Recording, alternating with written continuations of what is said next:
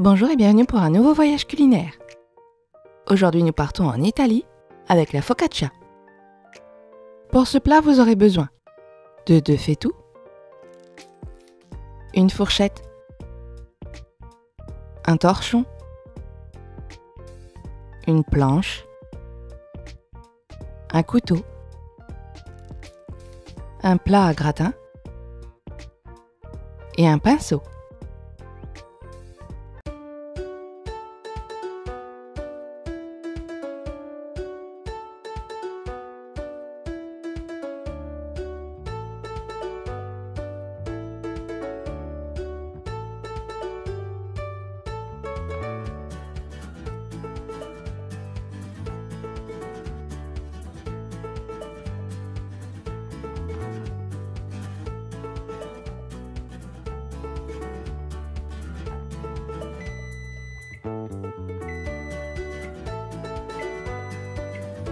Pour ce plat, vous aurez besoin de 12 g de levure de boulanger fraîche, 20 centilitres d'eau, 2 cuillères à café de sucre, 350 g de farine, 5 centilitres d'huile d'olive, 2 cuillères à café de sel, du romarin, 12 olives vertes, 12 tomates cerises, un oignon. On va commencer par mettre notre levure dans l'eau. Si vous avez de la déshydratée, il faudra de toute façon que votre eau soit tiède. Mais ici, puisqu'on va rajouter du sucre, même pour une levure de boulanger fraîche, mettez tout de même de l'eau tiède. On va donc malaxer notre levure fraîche jusqu'à ce qu'elle se dissout. N'ayez pas peur si ça colle aux doigts, c'est normal, elle va se dissoudre au fur et à mesure.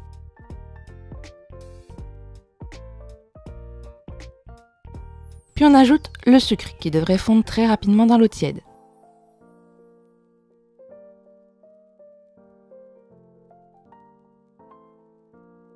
À côté, on va mélanger notre farine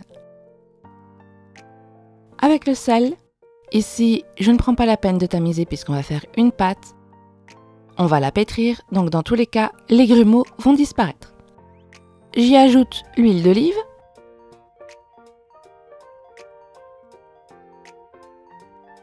Et je commence déjà à mélanger un peu pour humidifier la farine et surtout pour que l'huile se répande assez facilement.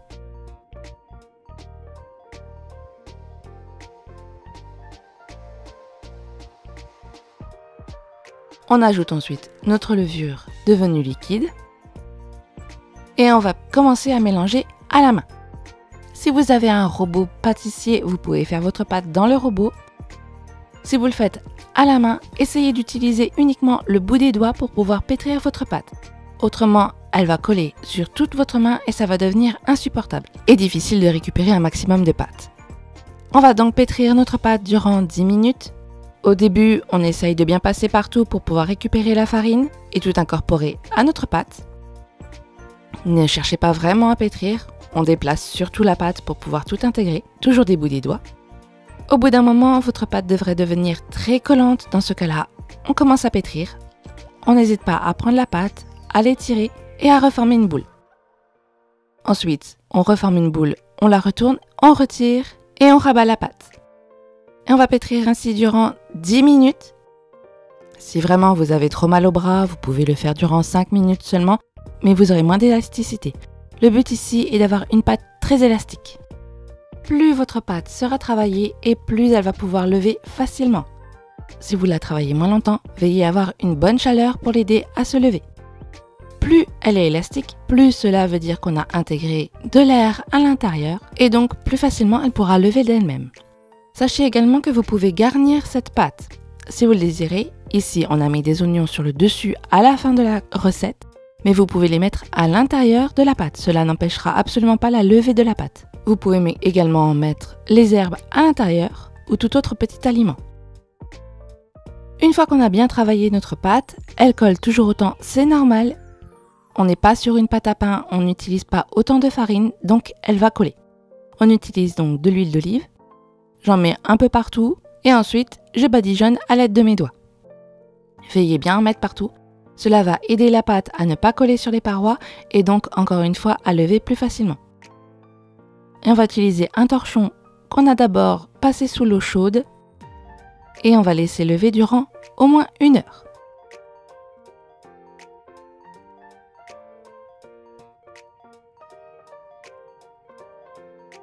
Pendant ce temps-là, on va donc découper nos aliments.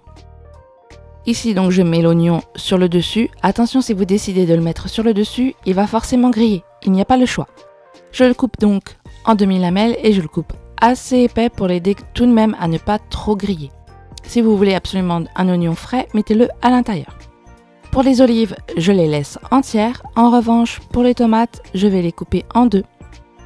Cela aidera le jus de tomate à ne pas exploser la tomate à la cuisson. Ici, je les coupe simplement en 2, mais vous pouvez les couper plus petits si vous voulez. Entre-temps, notre pâte a bien levé. On va donc pouvoir la travailler. Avant de la travailler, on va également huiler notre plat. C'est très important encore une fois pour à la fin pouvoir récupérer votre focaccia sans qu'elle ne colle et donc sans qu'elle ne casse. J'utilise un pinceau pour m'aider à bien répartir, mais vous pouvez le faire avec le bout des doigts. De toute façon, on va mettre de l'huile sur nos mains. Donc peu importe que vous le fassiez au pinceau ou aux mains. On a donc nos mains bien huilées et on va pouvoir étaler notre pâte. Si vous ne huilez pas vos mains, la pâte va coller évidemment à vos mains. Ici, ce n'est pas le but, c'est une pâte qui s'étale très mal. Il faut donc qu'elle glisse sous vos doigts. On n'écrase pas de trop la pâte. On la met juste comme il faut. À la fin, j'aplatis un peu sans trop écraser. L'huile va m'aider à la répartir. Et encore une fois, on va la couvrir d'un torchon mouillé et chaud. Et on la laisse lever durant minimum 30 minutes.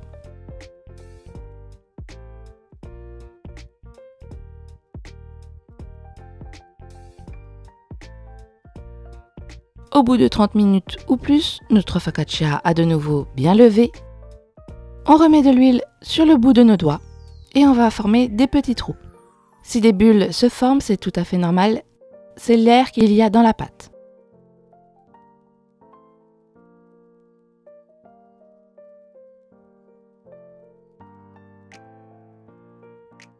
On va ensuite répartir nos aromates si on ne les a pas mis à l'intérieur de la focaccia.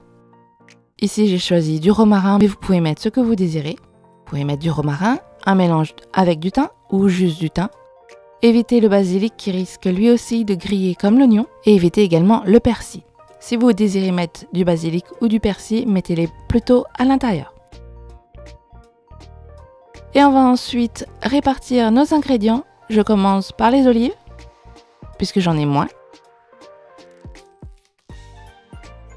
Je mets ensuite les tomates, la face coupée vers l'intérieur. Et enfin, mes petits oignons que je répartis partout. Encore une fois, attention, ils vont griller.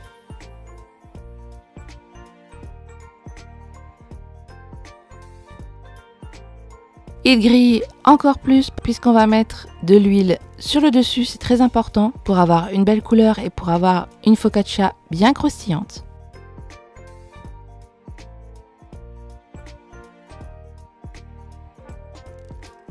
On va ensuite préchauffer notre four à 200 degrés. Et on va la laisser cuire durant 25 minutes.